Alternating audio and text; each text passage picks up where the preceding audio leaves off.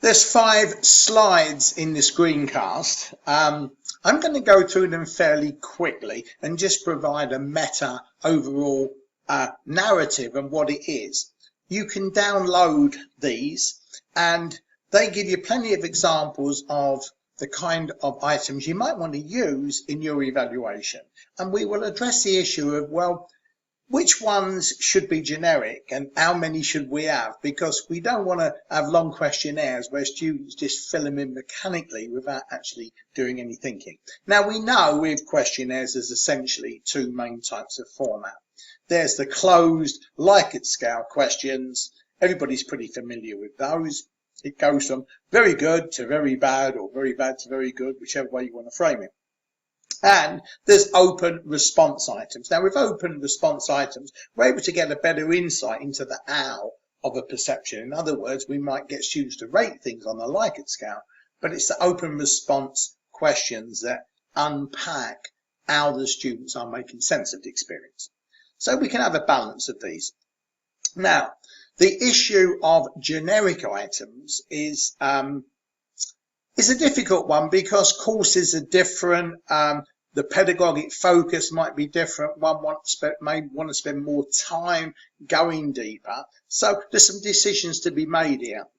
But here's some possible generic items that may apply across SP. We'll have to get some validation on this. But as you can see, there's only 4 questions there to get a kind of basic overall feel. In terms of generic open response questions, well, this is the classic 3-question format, isn't it? Most interesting, most useful, least interesting, least useful. And what can we do to make it better?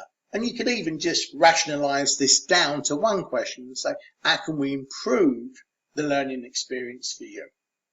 So these are some things that we've got to agree on and at the same time be flexible across schools.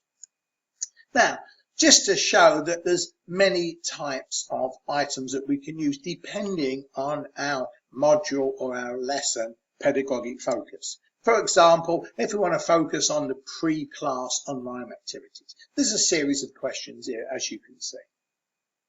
And it covers different areas. Did it meet the purpose? Was it engaging?